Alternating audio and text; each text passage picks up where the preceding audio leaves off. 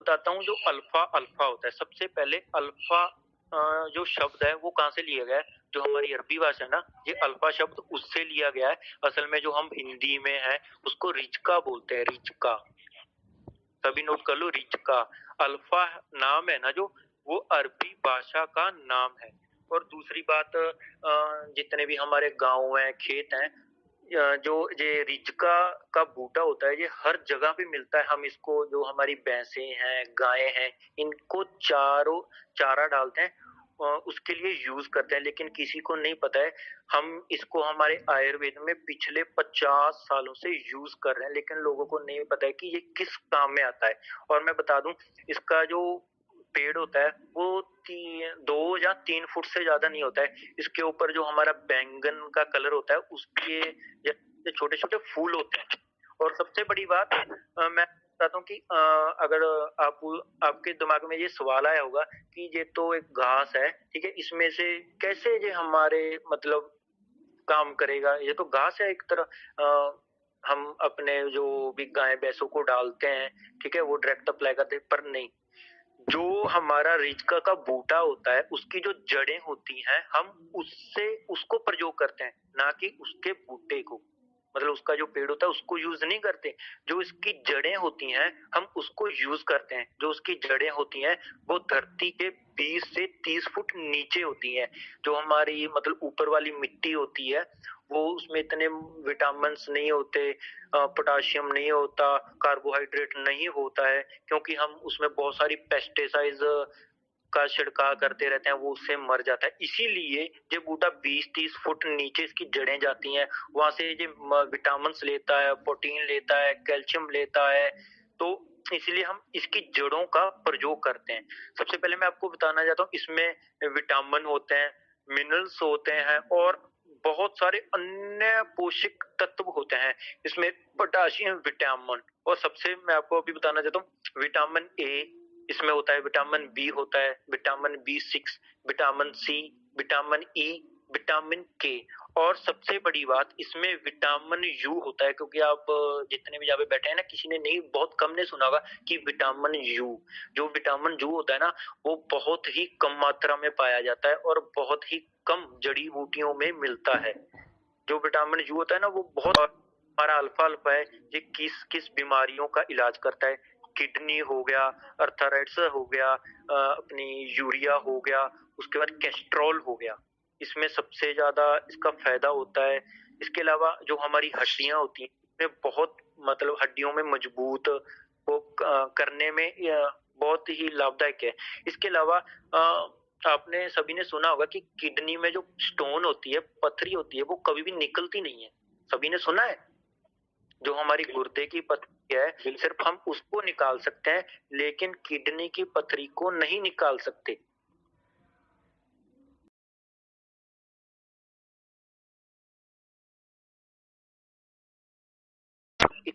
Vitamin C, vitamin ई, और उसमें zinc, phosphorus होता है। वो जब ये तीनों चीजें सभी चीजें काम करती है ना, तो उसको वो गुलाना शुरू कर देती हैं, उसको मतलब खत्म करना चाहते हैं, छोटे छोटे टुकड़ों में बांटना शुरू कर देती हैं। बिल्कुल उसको, जैसे हम बोलते हैं कि रेता, उसमें बिल्कुल ब्रीक पाउडर बनाना शुरू कर देती हैं। और जब हम पानी पीते हैं, उसके थ्रू थोड़ा थोड़ा थोड़ा थोड़ा निकलती रहती हैं। इसके अलावा इसमें एस्ट्रोजनक के गुण होते हैं। एस्ट्रोजनक के कारण ये, इसमें हम बोलते हैं मेंसेस। बहुत सारी महिलाएं हैं, उनको क्या होता है कि जो मेंसेस होते हैं वो पहले आना शुरू हो जाते हैं। जैसे 25 तारीख को आने, 20 को आना शुरू हो गए, या फिर 25 को आने थे, लेकिन वो आए नहीं। 1 तारीख, 1 या 2, 3 तारीख को आना शुरू हो गए। और उसके अलावा जहाँ उसको 1 तारीख से आने शुरू हो गए, क्योंकि 3 से 4 दिन रहते हैं, उसके बाद अपने आप बंद हो जाते हैं। कई बार क्या होता है, महिलाओं का ये मेंसेस बंद नहीं होते, वो लगातार 4 दिन, 5 दिन, 6 दिन, 7 दिन, 8 दिन, जहां तक कि 20 से 15 दिन, 1 महीना तक चलते रहते हैं। थोड़ी थोड़ी ब्लीडिंग होती रहती है। उसके अलावा जो मेंसेस होते हैं लेडीज को, तो उनको ना हल्का दर्द होना शुरू हो जाता है। बहुत कम लेडीज को होता है दर्द होना शुरू। तो ये जो उनको वो दर्द होता है, उसको कम करने में भी बहुत ही फायदा देता है। उसके बाद इसमें क्लोरोफिल का नाम का एक साल्ट होता है, जिसको हम डॉक्टरी भाषा में एंटी कोल्ड बोलते हैं। एंटी कोल्ड जैसे अस्थमा होता है, इसका यूज उसमें किया जाता है। एंटी कोल्ड क्लोरोफिल नाम का एक साल्ट होता है, जिसको सांस होती है, बहुत सारी सांस फूलने लगने शुरू हो जाती है, हम इसका यूज उसमें भी कर सकते हैं जिसको बहुत सारी सांस उसकी फूलती है, उसको बहुत जल्दी सांस चढ़ जाता है, मेंसेस हैं, किसी की किडनी में अपना पथरी है, हड्डियां कमजोर हैं। उसके अलावा जितने भी पेट के हमारे रोग हैं, मैं आपको फिर बताना चाहता हूँ, हमें जो बीमारियां लगती हैं 95% वो कहाँ से लगती हैं? पेट में। क्योंकि जो भी खाते हैं, जो भी पीते हैं हम, वो डायरेक्ट पेट में जाता है। उसके बाद इसलिए बीमारियां लगती हैं।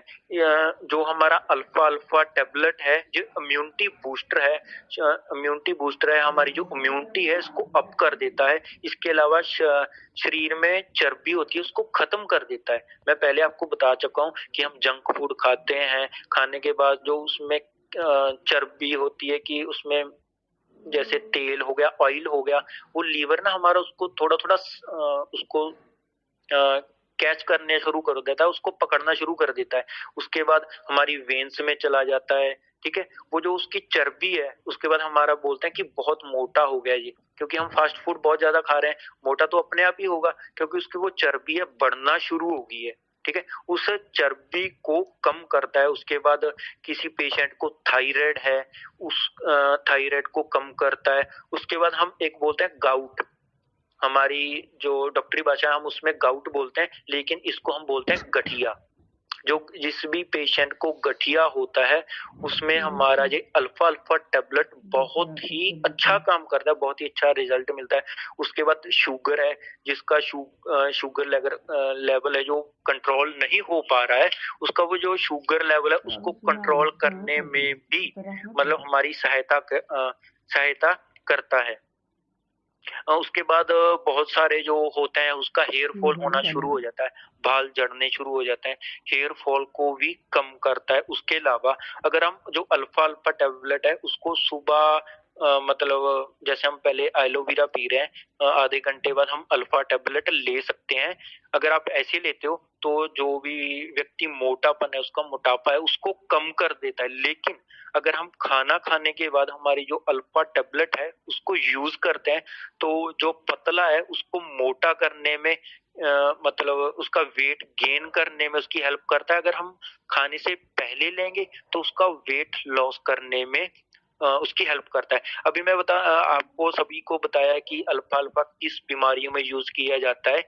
अभी मैं आपको बता रहा हूँ कि हमें क्या इसके जो हानियां है वो क्या है, किन चीजों में इसका यूज नहीं होता। सबसे पहले जो गर्भवती लेडी है, जो प्रेग्नेंट है, उसको हम अल्फा अल्फा टेबलेट नहीं देंगे, क्योंकि उसको जो हमारा, दूसरी बात मैं अभी आपको बताया कि जो अल्फा टेबलेट है हमारा जो ब्लड शुगर है उसको कम करती है। इसके लिए जिस पेशेंट का ब्लड शुगर है उसको हमने बोला है कि आपने एक हफ्ते बाद या 10 दिन बाद अपना ब्लड शुगर चेक करवाना है, क्योंकि जो हमारा अल्फा अल्फा टेबलेट है ना, उसका जो ब्लड शुगर है उसको बहुत ज्यादा कम भी कर देता है। उसके बाद मैं अभी आपको बताया कि जिसको फंगल इन्फेक्शन है, कोई एलर्जी है, जहाँ उसके जो शरीर होता है, फेस होता है, उसमें थोड़ा या वो हो जाता है, नम त्वचा बननी शुरू हो जाती है।